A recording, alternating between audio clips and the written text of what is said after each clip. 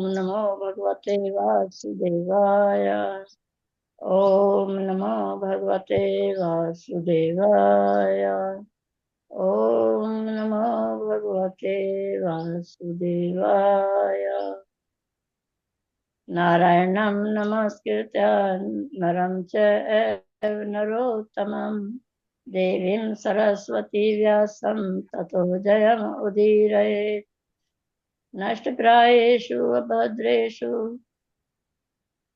नित्यं भागवत सेवया भगवते उत्तम श्लोके भक्तिर्भवति नैष्टिकी। कृष्णाय वासुदेवाय देवकी नंदनाय च नंद गोप कुमाराय गोविंदाय नमो नमः। मूकं करोति वाचालं अंगुलं लंघयते गिरिं यत्कृपातमहं वन्दे परमानन्दमाधवम्। नमः पंकजनाभाय नमः पंकजमालिने नमः पंकजनेत्राय नमस्ते पंकजांघ्राय। हरे कृष्ण। मंगलाचरण करेंगे माता जी। मंगलाचरण माता जी, मंगलाचरण। हाँ जी, हाँ जी।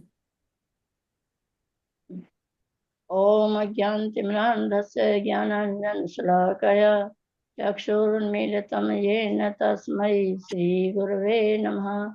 नमस्ते श्री चैतन्यमनो अभीष्टं स्थापितं येन भूतले स्वयं रूपे कदा मह्यं ददाति स्वपदान्तिकं। वन्देऽहं श्रीगुरो श्रीयुतपदकमलं श्रीगुरोन् वैष्णवांश्च श्रीरूपं साग्रजातं सहगणरघुनाथान्वितं तं सजीवं सहगणललिता श्रीविशाखान्वितां च राधा। हे कृष्ण करुणा सिंधु, हे कृष्ण करुणा सिंधु, दीनबंधु जगतपते। हे कृष्ण करुणा सिंधु दीनबंधु जगतपते गोपेश गोपिका कांत राधा कांत नमस्तुते। तप्त कांचन गौरांगी राधे वृंदावनेश्वरी वृषभानुसुते देवी प्रणमामि हरिप्रिय। वाञ्छाकल्पतरुभ्यश्च कृपा सिन्धुभ्यः च पतितानां पावनेभ्यो वैष्णवेभ्यो नमो नमः। जय श्री कृष्ण चैतन्य प्रभु नित्यानंद श्री अद्वैत गदाधर श्रीवासादि गौर भक्त वृंद। हरे कृष्ण कृष्ण कृष्ण हरे हरे हरे राम राम राम हरे हरे। हरे कृष्ण कृष्ण कृष्ण हरे हरे हरे राम राम राम हरे हरे। हरे कृष्ण कृष्ण कृष्ण हरे हरे हरे राम राम राम हरे हरे। नमो विष्णुपदाय कृष्ण पृष्ठाय भूतले श्रीमते भक्ति वेदांत स्वामिन् इति नामिने। नमस्ते सरस्वती देवी गौरवाणी प्रचारिणे निर्विशेष शून्यवादी पाश्चात देशे तारिणे। जय श्री कृष्ण चैतन्य प्रभु नित्यानंद श्री अद्वैत गदाधर श्रीवासादि गौर भक्त वृंद। हरे कृष्ण कृष्ण कृष्ण हरे हरे हरे राम राम राम हरे हरे। धन्यवाद माता हरे जी। कृष्ण हरे कृष्ण। धन्यवाद प्रणाम सभी को धन्यवाद, बहुत हरे बहुत कृष्ण, धन्यवाद दंडवत माता जी। प्रणाम माता जी। सभी डिवोटीज का हार्दिक अभिनंदन है आज के प्रातःकालीन जप सत्र में। हरे कृष्णा प्रभु जी। हरे कृष्णा। हरे कृष्ण माता जी, दोनों प्रणाम माता जी सभी दंडवत को। प्रणाम प्रभु जी। हरे कृष्ण प्रभु जी दंडवत प्रणाम। हरे हरे कृष्ण कृष्ण माता जी। प्रभु जी और माता जी, दंडवत प्रणाम। हरे कृष्णा कृष्ण प्रभु जी प्रभु दंडवत जी। प्रणाम। हरे कृष्ण हरे प्रभु जी कृष्ण दंडवत प्रभु प्रणाम। जी दंडवत हरे प्रणाम। कृष्ण हरे प्रभु जी कृष्ण माता माता जी जी दंडवत दंडवत प्रणाम। प्रणाम। हरे कृष्ण माता जी दंडवत प्रणाम। हरे कृष्ण हरे प्रभु जी कृष्णा दंडवत प्रणाम। माता जी, हरे कृष्णा प्रभु जी दंडवत हरे प्रणाम। कृष्ण माता जी। प्रभुपाद जी का कुछ शेयर करें। जी जी माता जी शेयर करिए।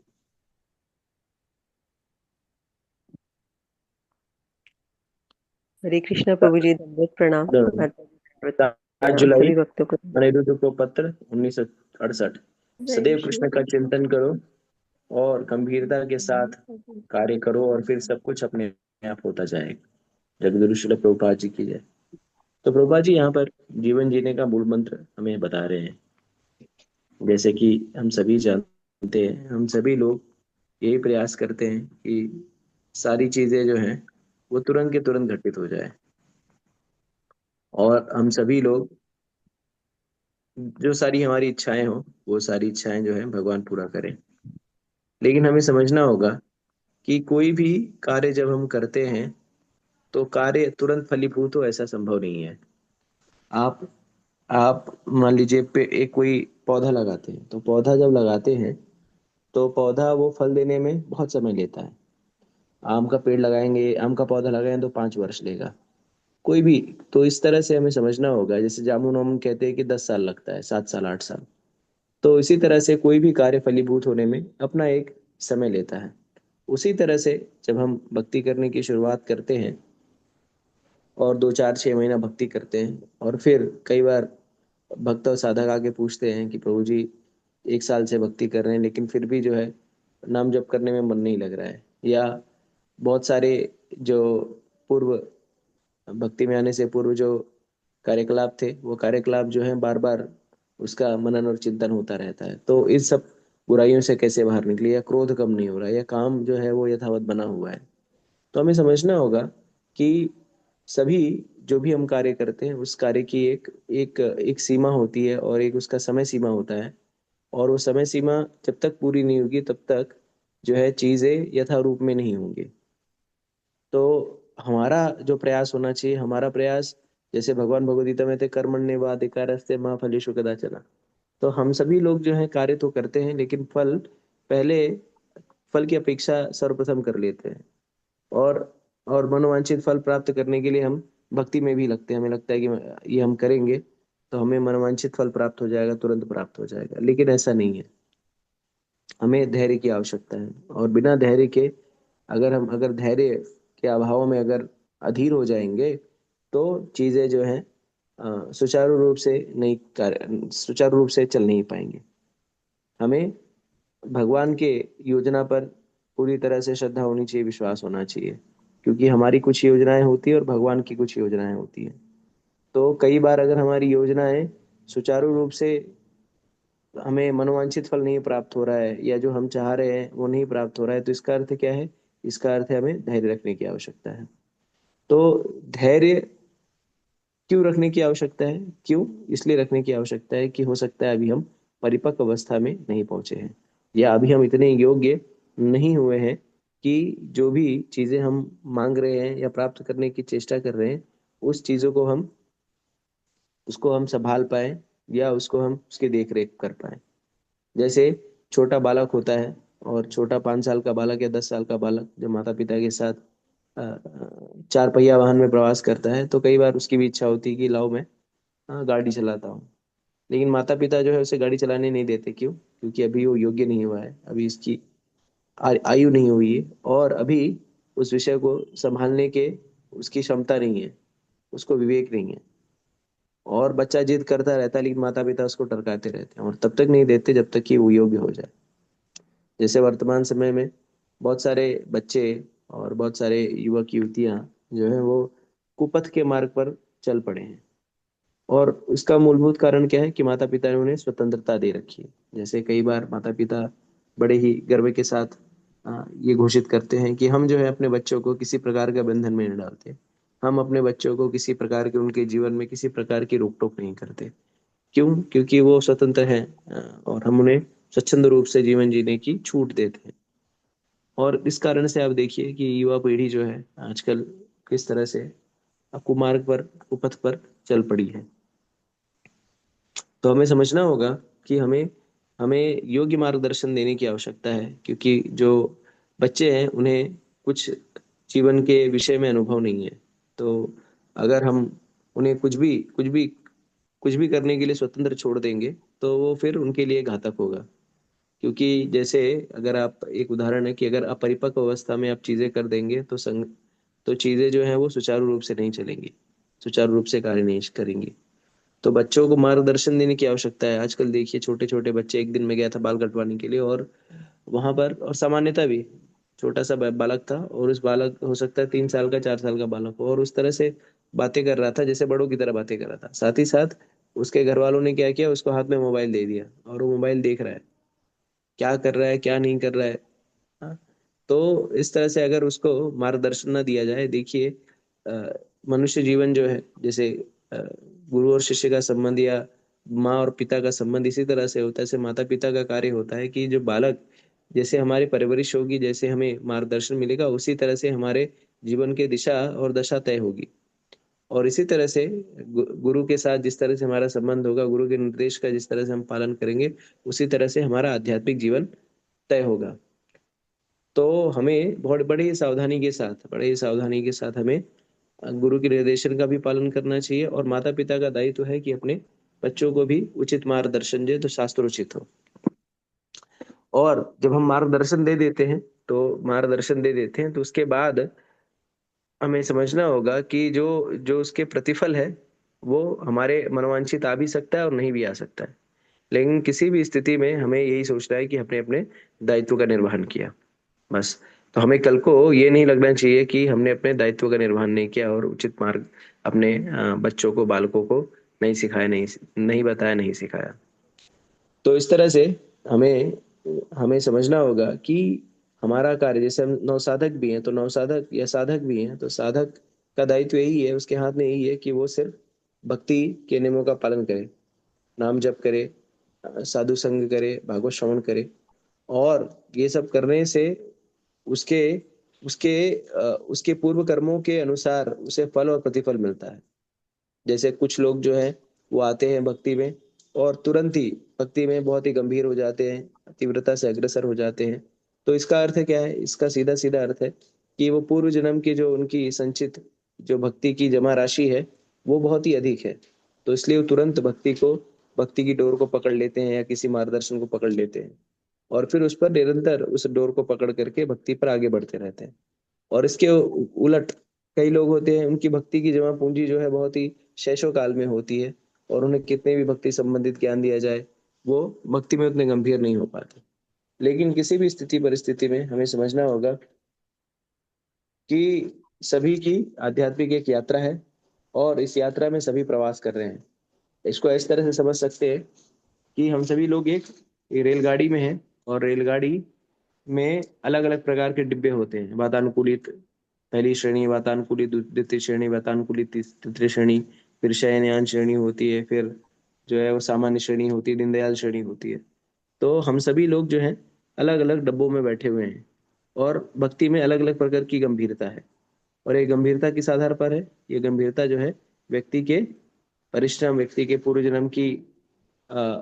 जन्म की जो संचित जमा पूंजी है भक्ति की, उस आधार पर व्यक्ति अलग अलग डिब्बों में बैठा है। लेकिन इसका अर्थ क्या है? इसका अर्थ ये नहीं है कि वो उसी डिब्बे में बैठा रहेगा। अगर उसके पास धन है, उसके पास परिश्रम है, तो भक्ति के अगले स्तर पर पहुंच सकता है।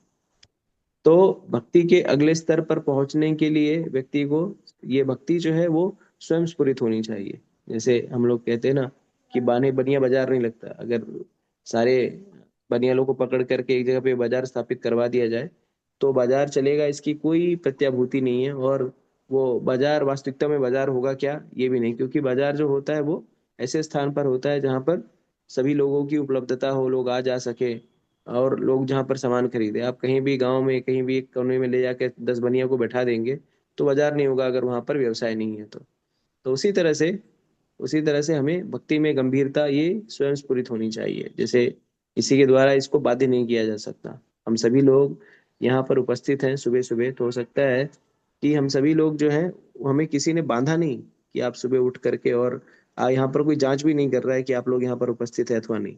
लेकिन हम सारे लोग जो हैं स्वयं से स्वयं से उत्साहित हैं, और स्वयं हमने फोन उठाया, लैपटॉप उठाया, जो भी कुछ उठाया, और फिर स्वयं हम जुड़ गए।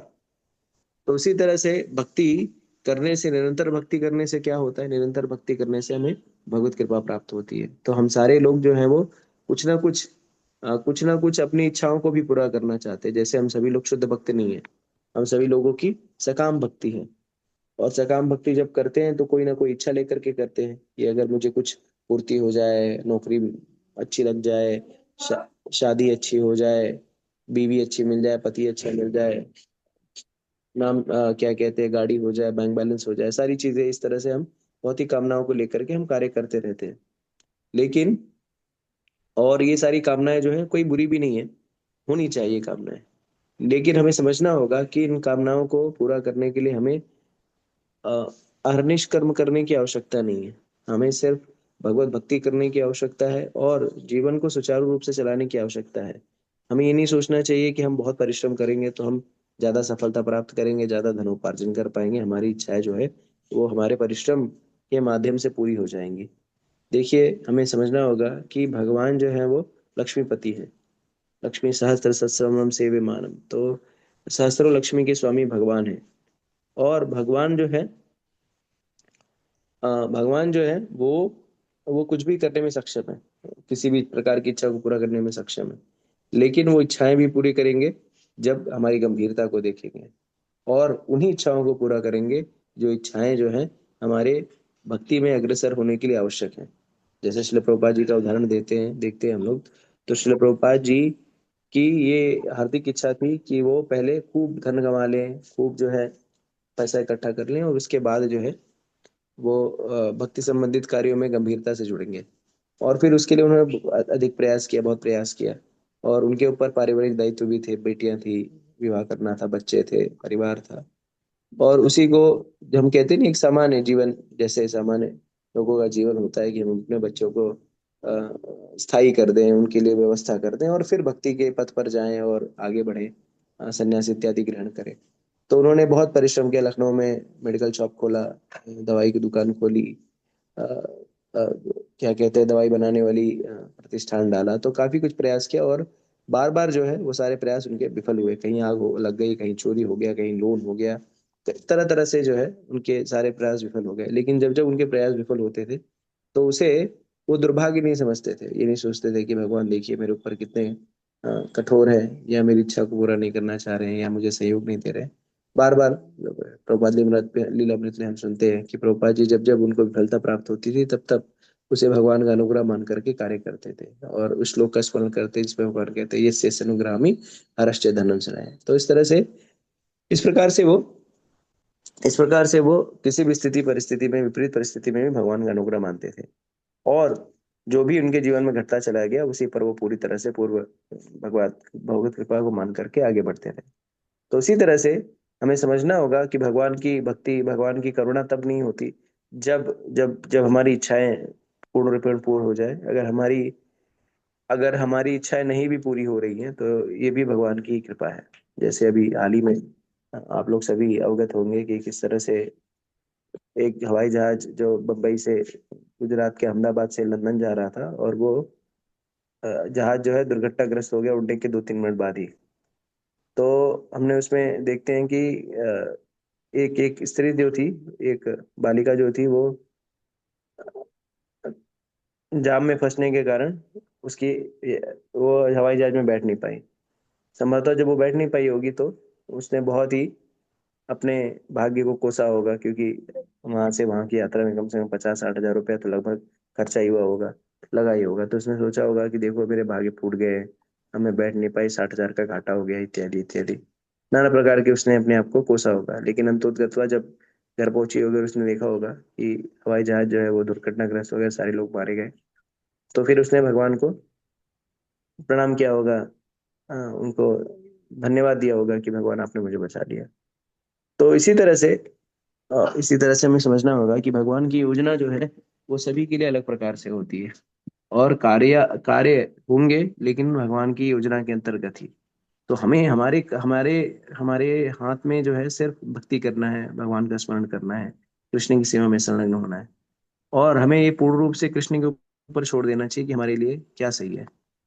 और कृष्ण जो है हमसे बेहतर जानते हैं कि हमारे लिए क्या सही है, हमारे लिए क्या योग्य है। तो हमारे जीवन में बहुत सारी ऐसी स्थितियां परिस्थितियां होंगी जो बहुत ही नकारात्मक होंगी, या हमें लगता होगा कि हमारे लिए ये योग्य नहीं है।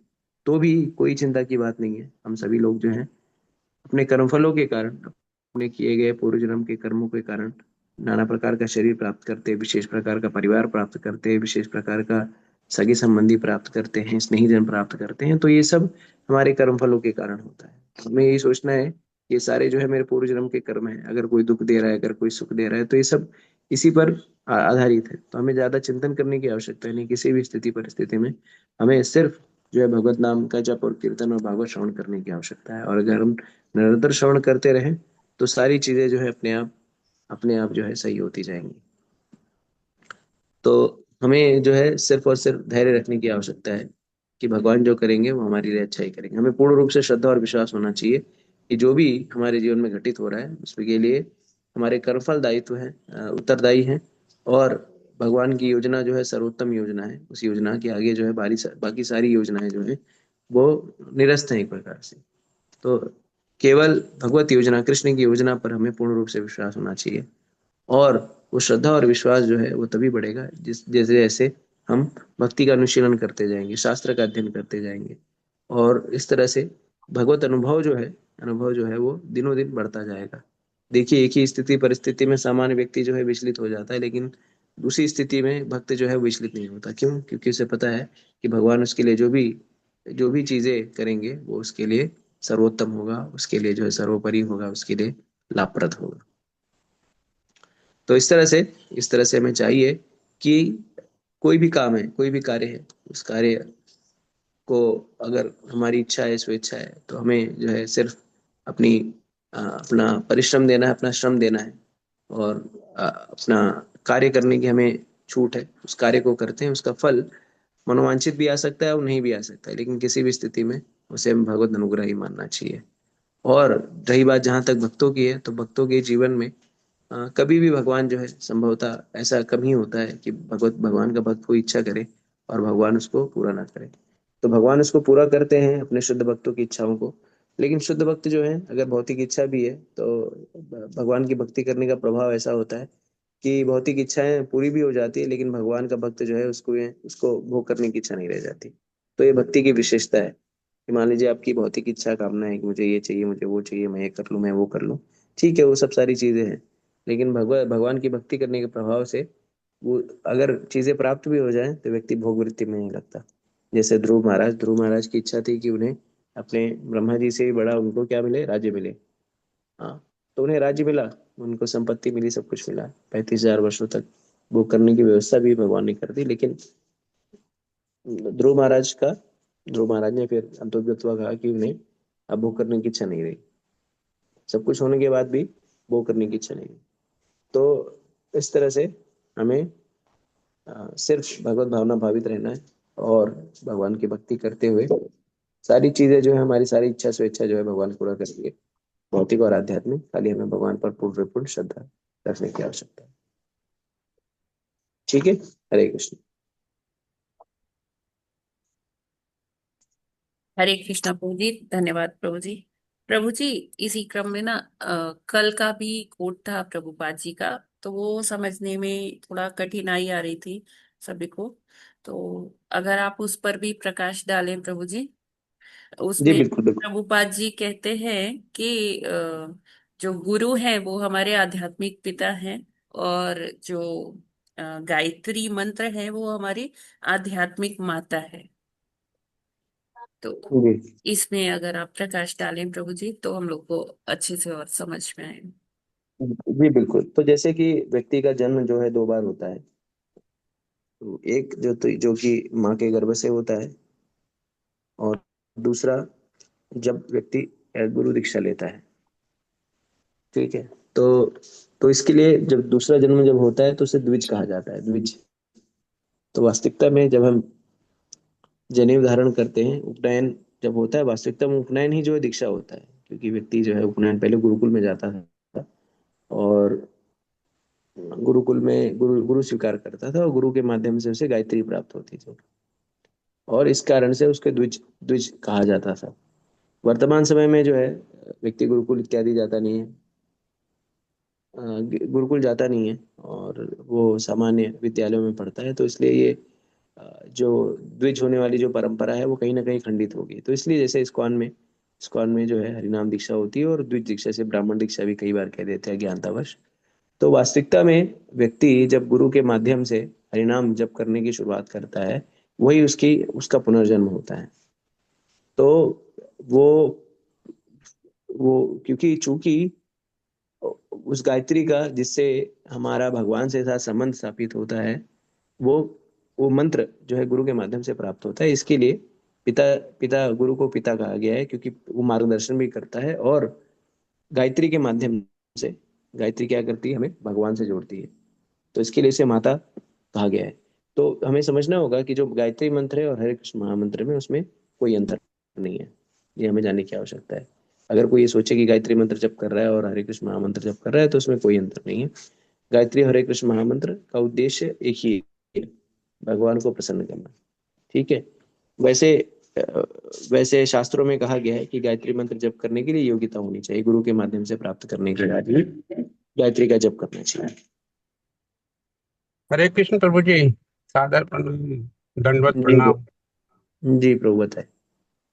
प्रभु जी, ये गायत्री नाम क्यों रखा है? क्योंकि परमात्मा का मंत्र है ये। परमात्मा को वो पूरा हिंदी में पढ़ा था हमने, तो वो परमात्मा के लिए कहते हैं कि हमें सद्मार्ग में प्रेरित करें। तो ये जी। गायत्री नाम क्यों रखा है इसका? अब गायत्री नाम क्यों रखा है, इस पे तो मैंने अनुसंधान नहीं किया है। लेकिन गायत्री जैसे गायत्री देवी के रूप में भी प्रस्तुत किया जाता है कि गायत्री देवी है, तो हमें गायत्री देवी नहीं समझना चाहिए कि गायत्री देवी है। ठीक है। और उनका मंत्र है तो उसको उस तरह से देवी से जोड़ दिया गया, लेकिन ये जो मंत्र है ये भगवान की प्रसन्नता के लिए है। ठीक है, भगवान को ही इंगित करता है। और गायत्री जैसे शास्त्रों में भी कहा गया है, गायत्री मंत्र या ओम या हरे कृष्ण महामंत्र, इसमें कोई अंतर, जैसे जो मंत्र होता है उसके लिए कुछ नियमावली होती है। इसलिए जैसे कि जब आप मंत्र जप करते हैं तो उसके लिए आपको सही जगह पे बैठना चाहिए, उच्चारण सही होना चाहिए इत्यादि। और अगर उच्चारण त्रुटिपूर्ण रहा तो अर्थ का अनर्थ हो जाता है। इसलिए कलयुग में जो है मंत्र का उतना विधान नहीं है, नाम का उतना विधान है, क्योंकि नाम में कोई त्रुटि नहीं है। अगर नाम चाहे जैसा भी हो, भगवान उसके सार को ग्रहण करते हैं। तो इसलिए जो गायत्री मंत्र है उसे योग्य व्यक्तियों को, योग्य व्यक्ति जो योग्य होते हैं उसको ऐसे जैसे चिल्ला चिल्ला के करते हैं वैसा संबोधन नहीं करना चाहिए। लेकिन योग्य जो जो नियम का पालन कर रहा है, जो आज आहार विहार व्यवहार में जो अ, जो सही है और जो शास्त्रों के आधार पर जीवन निर्वाहन कर रहा है, ऐसे लोगों को गायत्री दीक्षा दी जाती है। और और जैसे वर्तमान परिप्रेक्ष्य में, जैसे इस्कॉन के परिप्रेक्ष्य में गायत्री दी जाती है उन लोगों को जो द्विज बन जाते हैं इस्कॉन के माध्यम से। और उसका मूलभूत उद्देश्य जो है यही होता है कि आप जा करके मंदिर प्रांगण में जो गर्भगृह है वहां पर अर्चा विग्रह का पूजन कर सकते हैं, इसका ये औचित्य है। और इसके अलावा इसका और दूसरा कोई औचित्य नहीं होता। ठीक है। जी। हरे कृष्ण। तो हरिनाम, धन्यवाद। हाँ जी, हरिनाम इतना शक्तिशाली है कि हरिनाम नाम जब जो कर रहे हैं, हरे कृष्णा कृष्णा कृष्णा हरे हरे, हरे राम राम राम हरे हरे, तो ये हरे कृष्ण महामंत्र का जप ही हमें भगवत धाम जाने ले जाने के लिए पर्याप्त है। तो चूंकि क्या है, मंदिर है, कुछ नियमावली है और ये प्रयास किया जाता है कि अभी योग्य व्यक्तियों को जो है क्या नाम है, स्थान देना चाहिए, जिससे कि ज्यादा वो ना हो। तो इसके लिए ये एक विधि वहां पर बनाई गई है, जिससे कि योगी व्यक्ति जो गायत्री का पाठ कर रहा है, सुचिता के साथ जीवन जी रहा है, वो अर्चा विग्रह का पूजन करे। पता चले कि कोई विषयी व्यक्ति है, कामी व्यक्ति है, दारू शराब पी के आ रहा है, नहा धो नहीं रहा है, अब वो कर रहा है तो भी उचित नहीं लगेगा ना। तो इसके लिए योगी व्यक्तियों को जो योग्य हैं, जो भगवत सेवा करने के लिए गंभीर हैं, ऐसे लोगों को गायत्री दीक्षा दी जाती है। बाकी गायत्री दीक्षा अगर नहीं प्राप्त है तो क्या जीवन परिपूर्ण नहीं है या भगवत प्राप्ति नहीं हो सकती? तो ऐसा नहीं है। ये हर एक भगवान का नाम जो है कलयुग में इतना शक्तिशाली है कि उसी का नाम जप करने से व्यक्ति का पूर्ण रूपेण उद्धार हो जाएगा। ठीक है। हरे जी। कृष्णा प्रभु जी। हरे जी कृष्णा माता जी। प्रभु जी। जी माता जी। जी दंडवत प्रणाम सभी भक्तों को। माता जी दंडवत प्रणाम, सभी भक्तों को दंडवत प्रणाम। प्रभु जी, जैसे हम लोग पहले गायत्री परिवार से ही जुड़े थे और मैंने दीक्षा भी दी थी गायत्री शक्तिपीठ में। श्री हम्म। रामाचार्य जी से हम लोग दीक्षित थे। तो वेद माता कही जाती है गायत्री माता। तो वह भी दीक्षा उचित है वैसे ना, जो हमने दीक्षा ली इसमें। तो उसके बाद हम लोगों ने आपसे कृष्ण भावनात्मक की, तो गायत्री तो अंतरा शक्ति की तरह ही है, वेद माता है, जैसे आपने कहा कि पिता, परम पिता जी बिल्कुल और बिल्कुल। तो जब देखिए देखिए करने के लिए तो जो भी करिए उसमें कोई शास्त्रोचित, अगर भगवान शास्त्रोचित ही है, लेकिन बहुत सारी चीजें हमें करने की आवश्यकता नहीं है। जैसे हम जिस हम्म, जिस विद्यालय में पढ़ रहे हैं उस विद्यालय की पुस्तक को पढ़ें तो हमारे लिए ज्यादा लाभप्रद होगा। जैसे मान लीजिए हम हम्म, सीबीएसई माध्यम से जो पुस्तक पढ़ रहे हैं उस नियमों को पढ़ें तो उसको ठीक ही है। बाकी इतर इतर माध्यम भी, जैसे स्टेट बोर्ड भी है, आईसीएसई भी है, हम्म, सारी चीजें हैं।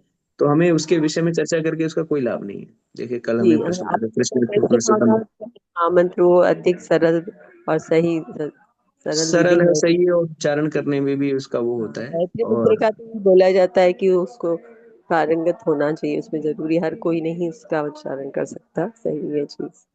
हाँ हाँ, और वो क्या है ना कि शुचिता का भी क्या उसका ध्यान रखना पड़ता है। और क्या है ना, जैसे संस्कृत मंत्र है तो अगर जैसे भागवत में कई प्रसंग आते हैं जिसमें श्लोकों का उच्चारण हो रहा है और थोड़ा सा अनुस्वर ऊपर नीचे हो गया तो अर्थ का अनर्थ हो गया।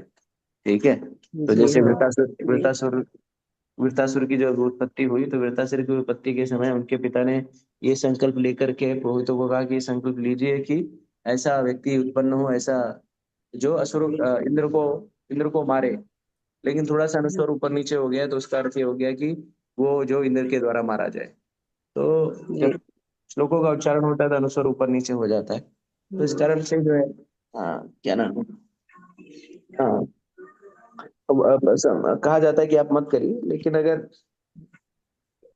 तो इसलिए देखिए हमें क्या है ना, हमें हमें जो है वो सुरक्षित रूप से कार्य करना है। नाम में कोई त्रुटि नहीं है, नाम में पूर्ण शक्ति है। हमारे आचार्य ने अपने शास्त्रों के माध्यम से उसको परिणीत किया गया है। जी और हो सकता है दूसरे आचार्य जो है, शास्त्र देखिए शास्त्र बहुत व्यापक है, उस पर कोई टीका टिप्पणी करने का मेरा अधिकार नहीं है। और शास्त्र में हो सकता है कहीं ऐसा भी लिखा हो कि सभी लोग गायत्री मंत्र का भी जप कर सकते हैं, तो उसका उस पर मैं कोई प्रश्न चिन्ह नहीं उठा रहा हूँ। मैं ये कह रहा हूँ कि हमारी जो पुस्तकें हैं, जो श्रीमद् भागवतम, भगवद गीता और हमारी जो गुरु वर्ग हैं, जी वो यही कहते हैं कि इसे जो है योगी व्यक्ति ही करना चाहिए। तो हम उसका पालन करते हैं, बाकी किसी पर टीका टिप्पणी करने का अधिकार नहीं है मुझे। जी जी और हमें करना भी नहीं चाहिए। जी हमें यही देखना है कि हम जिस मार्ग का अनुशीलन कर रहे हैं उस मार्ग में क्या क्या चीजें बताई गई हैं और क्या क्या चीजें वर्जित हैं। जिस विद्यालय में हम पढ़ते हैं हम उसकी नियमावली का पालन करते हैं ना।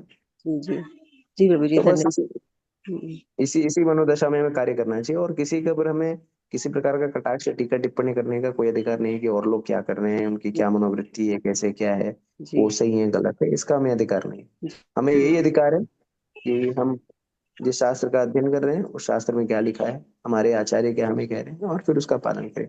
बाकी कौन सही कौन गलत, क्या कर रहा है ठीक क्या नहीं है। कर रहा है, इस पे हमारा ये कोई हम अधिकार चाह नहीं। रही हूँ, बस मैं तो वही चाह रही थी, गायत्री का जो अपने इसमें प्रभुपाद जी के भी कोर्ट में आया है, तो वह जानना कि वेद माता की तरह है, पिता और माता का जन्म, पिता परम पिता जी परमेश्वर। जी, वेद माता जी, क्योंकि गायत्री मंत्र जो है, जैसे गायत्री मंत्र जो है वो सारे वेदों का सार है, जी एसेंस जी है।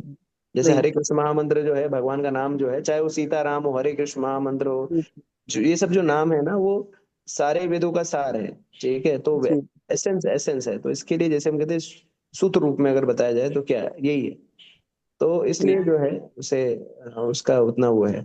तो अगर आप कोई जी नहीं कर रहा है गायत्री मंत्र, जैसे वही मैं कह रहा हूँ ना कि हमारी परंपरा में जो है गायत्री जो है ब्राह्मण जो द्विदीक्षा जब होती है तब गायत्री दी जाती है और तब गायत्री करने का अधिकार दिया जाता है। तो हाँ। इसलिए आचार्यों ने हमें हरे कृष्ण महामंत्र दिया है, तो हरे कृष्ण महामंत्र हम जप करेंगे और खुश रहेंगे।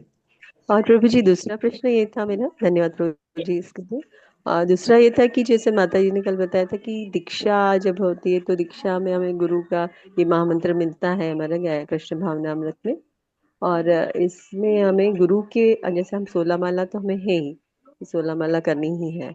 और यदि हमें माता जी बता रहे थे कल की गुरु की आज्ञा से ही हम उस माला को बढ़ा सकते हैं, तो हम तो अपने मन से ही कभी 16 सुबह, 16 शाम को 32, और जैसे एकादशी पर भी 25 से उसके ऊपर कभी कर लेते हैं। तो ऐसा नहीं, है कि नहीं, गुरु से आज्ञा लेकर ही हमें बढ़ानी चाहिए अपना जपमाला, ऐसा कुछ नियम है क्या अपने? देखिए देखिए और प्राय देखिए ऐसा होता है कि प्रभुपाद जी ने कहा है 16 माला कम से कम। ठीक है। जी जी। तो 16 माला की ये जो नियमावली है, ये शास्त्र में कहीं नहीं लिखा है कि 16 माला करना है। अगर किसी शास्त्र में उठा लीजिए तो कहीं पे भी नहीं हाँ, वो लिखा है प्रभुपाद 16 माला जी करना बना है। ये आचार्य का एक निर्देश होता है, आचार्य का एक विशेषाधिकार होता है। ठीक है। जहां तक नाम जप करने की जो बात है, नाम जप जो है अनगिनत होना चाहिए। 16 माला जी कम से कम। तो अगर आप उससे अधिक कर जी पा रहे हैं, अगर आपने गुरु को एक वचन जी दिया है तो उससे अधिक कर ले रहे हैं, तो जैसे भगवान का नाम जप करने में ना, चाणक्य पंडित कहते हैं कि नाम जप करने में, दान करने में और शास्त्र अध्ययन करने में हमें कभी संतुष्ट नहीं होना चाहिए। जी ठीक है।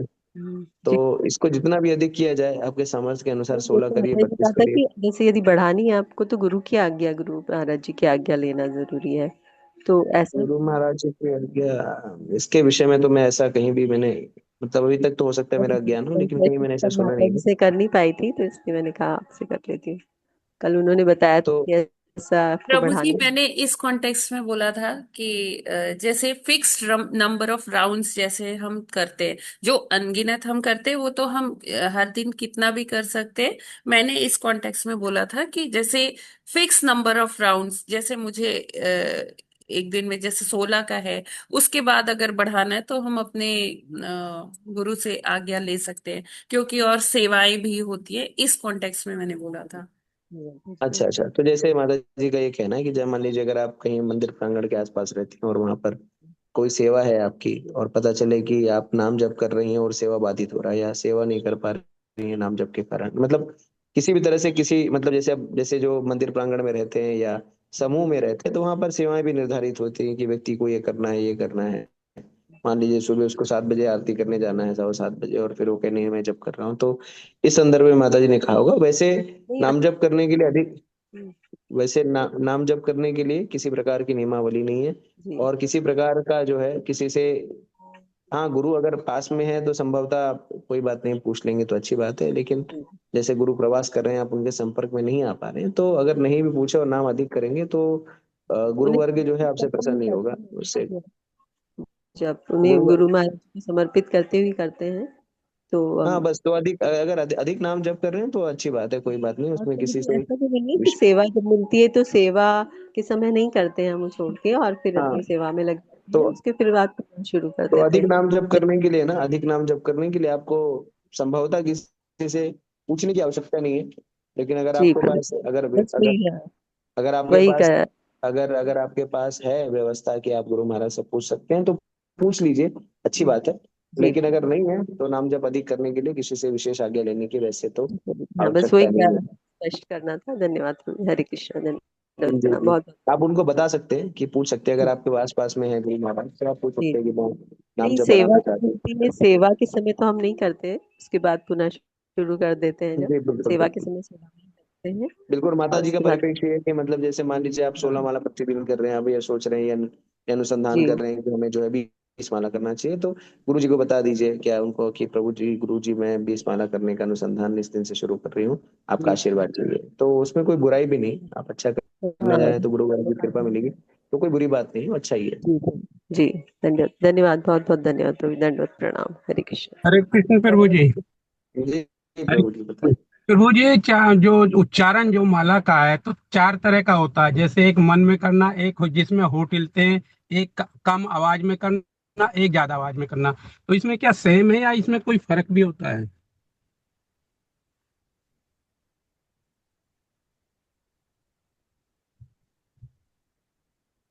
हरे कृष्ण प्रभु जी।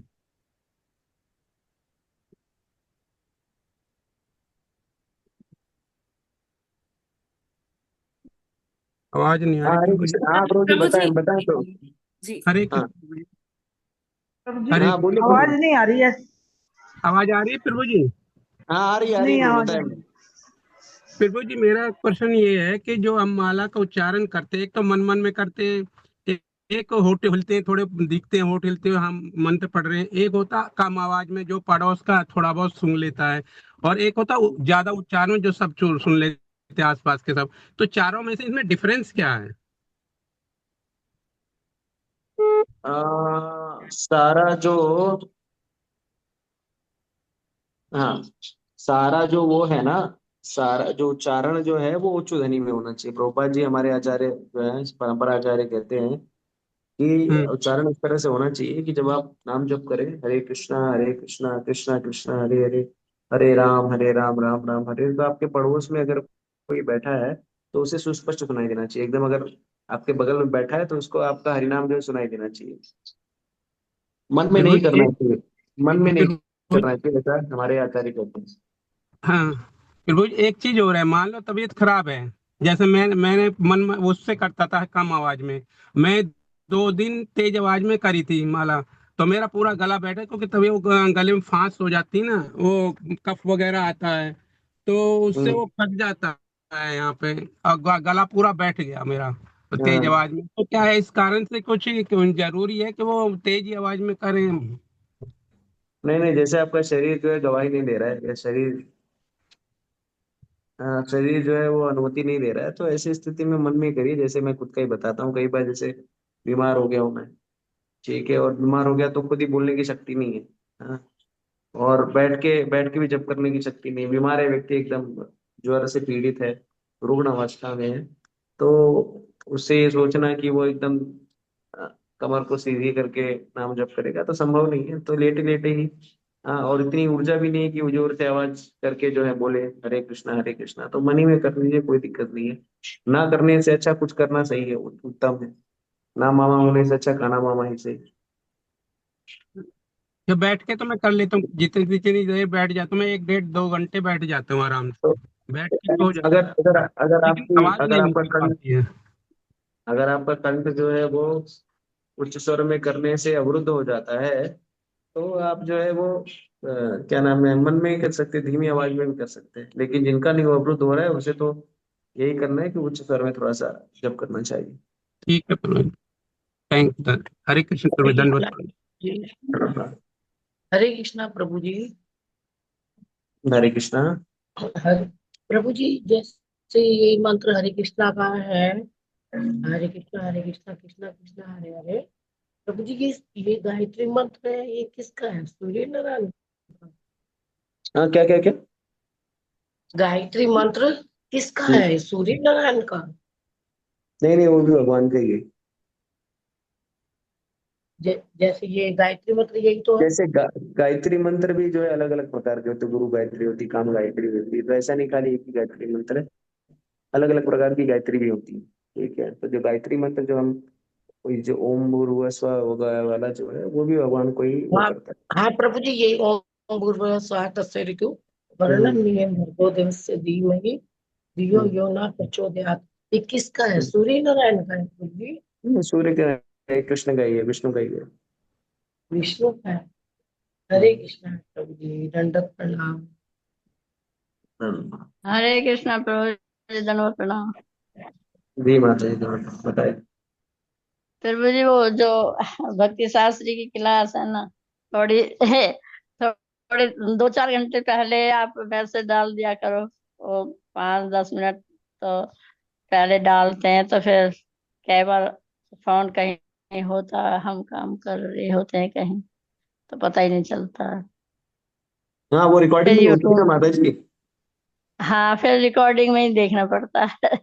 हाँ, रिकॉर्डिंग देख लीजिए माता जी। क्या है ना कि अभी मैं भी ऐसे, मेरे पास भी जो है जब समय मिलता है तब मैं करता हूँ, और इतनी सारी सेवाएं अच्छा, रहती हैं, तो अगर, तो हाँ, वो इसलिए तो भी वो, पता ही है आपकी, आप बिजी ज्यादा रहते हैं। हाँ, तो ऊपर नीचे मुझे भी अच्छा नहीं लगता, लेकिन मैं क्या करूँ, इसलिए रिकॉर्डिंग रखता हूँ। जो भी कार्यक्रम हाँ, ऐसे रहते हैं, बाकी बहुत सारे तो अनरिकॉर्डेड ही होते हैं, लेकिन जो भी ऐसे कार्यक्रम होते हैं उसको रिकॉर्ड कर लेता हूँ, कि जिससे कि वैसे हाँ, भी सब लोग जो है, सबके पास उतना समय नहीं होता। अब जैसे बहुत सारी कार्य होते हैं, अब 9-10 बजे कहीं मीटिंग है, किसी से मिलना है, कोई कार्य है, ये है वो है, तो उसमें संभव नहीं हो पाता। तो मैं ये सोचता हूँ किसी भी तरह से जो है कक्षा हो जाए, वो ज्यादा महत्वपूर्ण है। बाकी हाँ, समय तो ऊपर नीचे ये होता तो ही रहता हाँ, मैं है। ठीक है। इसलिए पूछ रही थी इसलिए कह रही थी मैंने कि जी जी कई जी बार माता पता जी। नहीं चलता है ना, तो वो तो यूट्यूब अब में कोई देखते। आश्रम में रह रहा है, अगर सुनिए, अब जैसे कोई आश्रम में है तो उसके लिए क्या है, वो अपना उसका समय निश्चित है, कुछ नहीं करना है, कहीं नहीं जाना है, आश्रम में बैठा है। हाँ, जैसे हम लोग जो घर गृहस्थी वाले हैं, हम लोग को तो बहुत सारे काम रहते हैं, हाँ, सेवाएं रहती है, हाँ, ऊपर से वो भी है, तो बहुत सारी चीजें रहती हैं, तो उसको उस हिसाब से मैनेज करना पड़ता हाँ ये तो है। है। ठीक है। प्रभु जी आज हमारे दामाद का बर्थडे है, थोड़ा सा उन्हें आध्यात्मिक जी जी, आशीर्वाद ये तो दीजिए। आपको भगवत कृपा, भगवान जो है, भगवान से ही प्रार्थना है आपको, भगवान आपकी सारी भौतिक आध्यात्मिक इच्छाएं सब पूरी करें, धन वैभव ऐश्वर्य संपत्ति से परिपूर्ण करे, और और आपको अपने श्री चरणों में स्थान दें। तो माता जी के जन्मदिन के अवसर पर हम जो है हरे कृष्णा मन जप करके उन्हें समर्पित करेंगे। हरे कृष्णा हरे हरे कृष्णा हरे कृष्णा कृष्ण कृष्णा कृष्ण कृष्णा कृष्ण हरे हरे हरे, हरे राम हरे राम राम हरे हरे हरे। हरे राम। राम हरे राम राम तो राम माता जी हरे आपका हरे। बर्थडे है, तो थोड़ा पार्टी वार्टी भी देंगे कि बस फूका फूका बर्थडे? प्रभु जी दामाद का बर्थडे है। अच्छा, दामाद, हाँ दामाद जी भी कुछ, तो दामाद जी का है तो फिर आपको तो और भी पार्टी देना चाहिए। हाँ जरूर देंगे प्रभु जी, मिलेंगे। अब अरे फोन पे तो दे ही नहीं सकते। जी जी, हाँ, हरे कृष्णा। बहुत बहुत हरे हरे शुभकामनाएं। कृष्ण प्रभु जी, दंडवत प्रणाम। जी माता जी, धन्यवाद। बताइए मंजुला वो जी। जी जैसे वो जाप का होता है ना, वो वाचिक जाप, वो पांचु जाप और ये मानसिक जाप, तो हम लोग कौन सा जाप करते हैं? हम लोग जो है, मुझे मालूम नहीं है, जाप के भी बहुत अलग अलग प्रकार होते हैं, मुझे तो एक ही प्रकार मालूम है, जब जाप करो तो उसको सुनो, थोड़ा उच्च स्वर में करो। बहुत तो बोलते हैं ना, हरे कृष्णा वाचिक हरे जाप कृष्णा और वो कृष्णा। पांचु जाप और मानसिक जाप, तो क्या कौन जाप करते देखिए, हैं? वही मैं कह रहा हूँ, मैं बार बार सभी को यही समझाता हूँ, और मैं भी इसी पर ध्यान देता हूँ। हमें बहुत सारे, जैसे साइंस भी है, विज्ञान भी है, रसायन भी है, हाँ, भौतिक विज्ञान भी है, राजनीतिक शास्त्र भी है, इतिहास भी है। तो जब हम उसमें पढ़ाई करते हैं तो सारी पुस्तकें थोड़ी पढ़ते हैं, जी जी हम वही पढ़ते हैं जो हमारे काम की होती है। जी। ठीक है। तो हम ऐसा नहीं कि हम जब भौतिक विज्ञान के छात्र हैं, हम लोग रसायन शास्त्र पढ़ने लगे, जो कि उसमें हमारी कोई आवश्यकता नहीं। तो बहुत सारे पथ हैं, वही मैंने कहा, शास्त्र व्यापक है, बहुत सारी चीजें उपलब्ध हैं। लेकिन हम जिन चीजों को, जिस जिस मार्ग पर है, उस मार्ग का हमें अनुसंधान करना चाहिए, उसका उपयोग करना चाहिए, उसके निर्देशों का पालन करना चाहिए। बाकी तो व्यवस्था बहुत सारी है। जी प्रभु जी, ठीक है। कोई हमसे पूछा था, हम गए पता नहीं हमको। तो हम गए अच्छा ठीक। नहीं नहीं, आप देखिए क्या है, हमें जो, आप केवल यही बताइए कि अगर आपको जाप करना है तो उच्च स्वर में जाप करिए, जिससे आप पड़ोस में कोई बैठा है व्यक्ति, उसको सुनाई दे और आपको आपको भी सुनाई दे, बस। जी जी तो हरे। वो कहता है कि नहीं नहीं, मन में जाप करना सर्वश्रेष्ठ होता है, तो ठीक है, कोई बात नहीं, हमारे आचार्य ने इस तरह से निर्देश दिया है। हो सकता है मन में जाप करना सर्वश्रेष्ठ है, लेकिन क्योंकि हमारे आचार्य बोल रहे हैं, इसलिए मैं इस पद का अनुगमन कर रही हूँ, बात खत्म। जी जी प्रभु जी, हरे कृष्णा, धन्यवाद। नहीं, हमें कोई बहस नहीं करना है, कोई झगड़ा नहीं करना है, किसी को नीचे नहीं दिखाना है, ना कि अपने आप को ऊपर दिखाना है। हाँ, स्वीकार करके आगे बढ़ो, हमारे आचार्य ने बोला, बात खत्म। जी ठीक है, धन्यवाद। जी कृष्ण। और किसी को कोई क्वेश्चन? हरे कृष्ण प्रभु जी, दंडवत प्रणाम। प्र- जी माता जी, बताइए। प्रभु जी, लेडीज लोग को शंख बजाना चाहिए कि नहीं? ये क्या मतलब, किसी ने कहा नहीं बताते क्या? जी प्रभु जी, पहले बजाती थी मैं हमेशा, अभी एक आध महीना पहले सुनी थी एक तो उसमें, तो इसीलिए पूछ रही हूँ। कौन कौन बोला? कौन का कोई भक्त बोला क्या? अनिरुद्धाचार्य जी जो है ना प्रभु जी, वो देवर यहाँ गई थी तो टीवी में सुनी थी। अरे माता जी, जी अनुरुद्धाचार्य को सुनेंगे तो ये सब सीखेंगे। जी जी।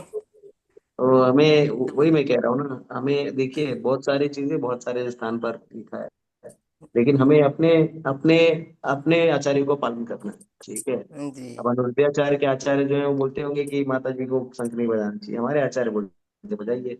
तो आप जिस जी पुस्तक में, अब जैसे मैं बोल रहा था ना, कि अगर आप, आपने आपने कितनी पढ़ाई की माता जी, ये बताइए मेरे को।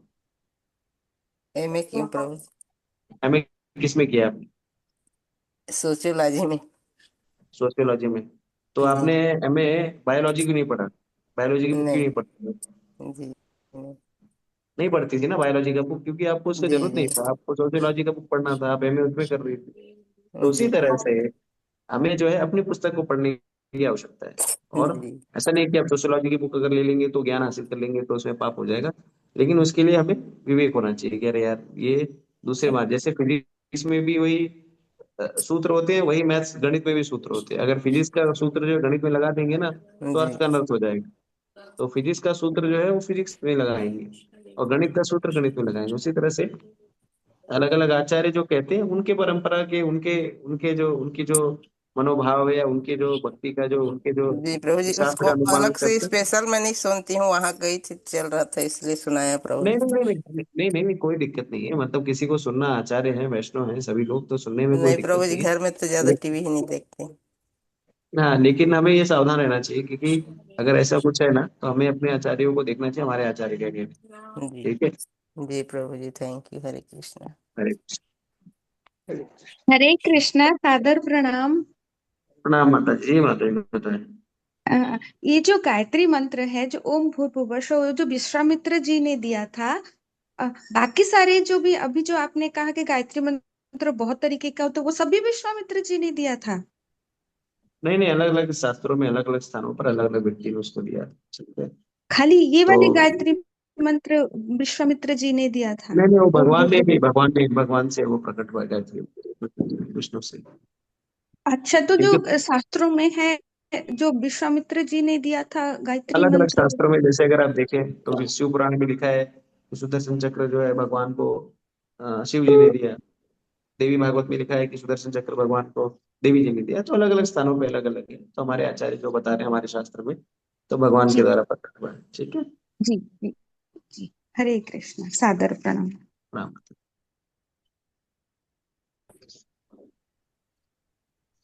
ठीक है। ठीक है, तो किसी का कोई और प्रश्न है तो ठीक है, नहीं तो हम लोग यहाँ पे सेशन एंड कर सकते हैं।